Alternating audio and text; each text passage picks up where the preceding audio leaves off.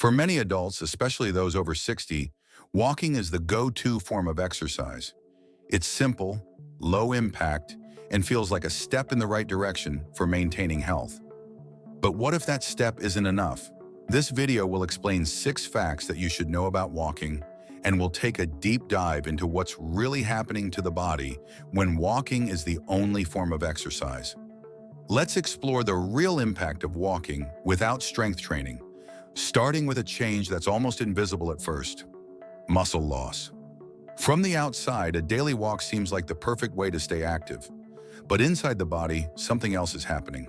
Starting around age 30, the human body begins to experience sarcopenia, the gradual and natural loss of skeletal muscle mass and strength. Without intervention, this loss becomes more significant with each decade. Recent research in exercise physiology and gerontology reveals a striking truth.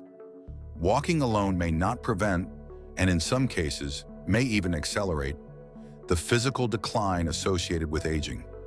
Muscle loss, bone weakness, slower metabolism, poor posture. These are just a few of the hidden risks facing individuals who rely solely on walking without any form of resistance training.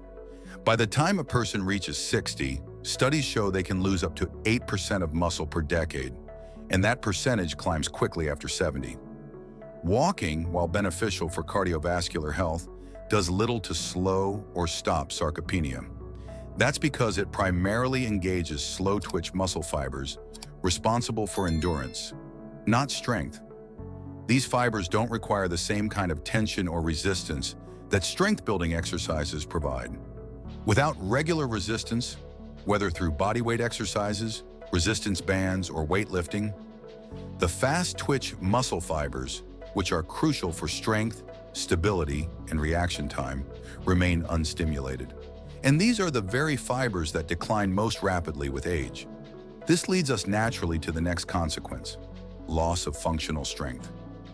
Think about basic movements: getting up from a low couch, carrying groceries, reaching for a high shelf, climbing stairs. These activities require more than just endurance. They demand functional strength, coordination, and balance. Without targeted strengthening, these once easy tasks become more difficult. People may notice they need to push off with their hands to stand up, or they might start avoiding stairs because they feel unstable.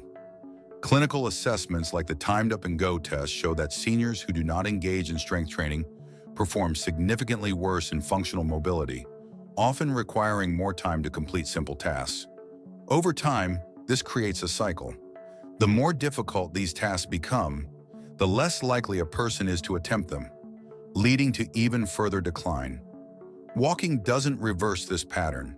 It may maintain basic endurance, but it doesn't train the muscles involved in lifting, squatting, pulling, or stabilizing.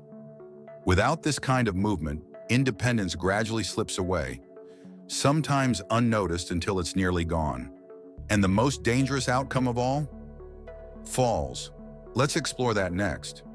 According to the CDC, 1 in every 3 adults over age 65 falls each year, and for many, one fall is all it takes to change life forever. What causes these falls isn't clumsiness.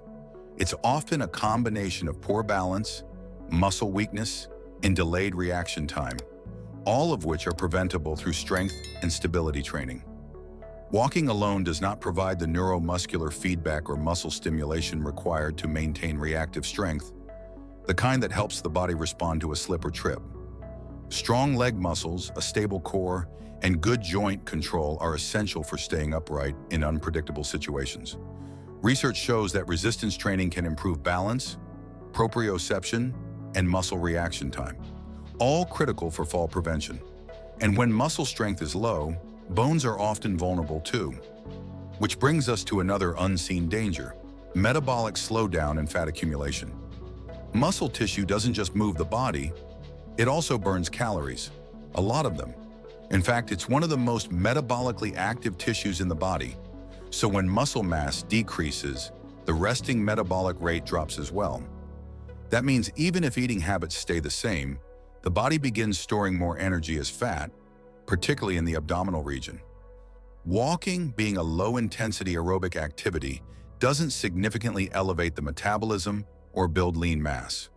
While it does burn calories, it doesn't reverse the composition shift happening internally. Less muscle, more fat. This can increase the risk for insulin resistance, type 2 diabetes, and cardiovascular disease, especially in older adults. The irony: many people walk every day to lose weight or stay slim, unaware that their lack of strength training is actually making fat gain more likely. Muscle matters not just for how we move, but for how we store and use energy. And that brings us to one of the body's most foundational structures, the bones. Don't forget to discover more tips in our next article and join our community. Stay healthy and focus. Watch your free workout videos and get started today. Walking does create some mechanical load on bones, especially in the legs, but it's not enough to prevent or reverse bone density loss in many adults, especially postmenopausal women and those over 65. The process of maintaining bone health is called Wolff's Law. Bone adapts to the stress placed upon it. That means bones need progressive mechanical load to stay strong. Resistance exercises like squats, lunges, and even simple resistance band work apply force to the bones and joints in a way that signals the body to maintain or increase bone density. Without that stimulus, conditions like osteopenia and osteoporosis begin to take hold. And a bone weakened by low density is much more likely to fracture in a fall, making the consequences of muscle weakness even more serious. But this decline isn't only internal. The body begins to look and feel different on the outside too, often with pain. Good posture doesn't just make someone look confident, it reflects internal balance between the muscles, joints, and spine. Unfortunately, people who walk regularly but don't engage in strength training often suffer from imbalanced muscle development. Weak core muscles, underused glutes, and tight hip flexors can pull the body out of alignment. Over time, this leads to forward head posture, rounded shoulders, anterior pelvic tilt, and pain, particularly in the lower back, knees, and neck. Chronic pain isn't always a product of aging. It's often the result of muscular imbalances that were never addressed. And while walking can help loosen the body, it doesn't strengthen the support system required to hold it upright. Strength training restores balance, it reactivates weak muscles, corrects postural issues, and builds the kind of stability that protects against pain.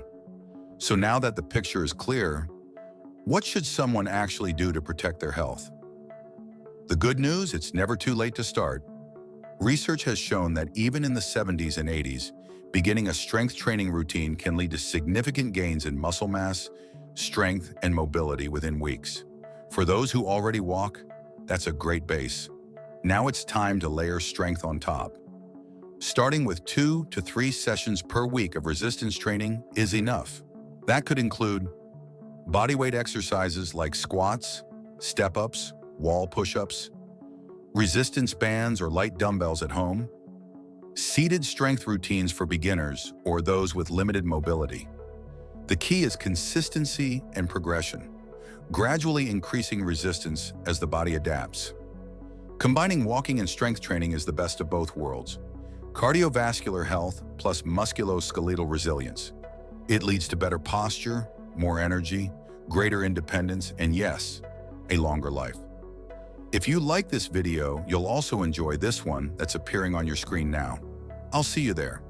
Because health isn't just about adding years to your life, it's about adding life to your years.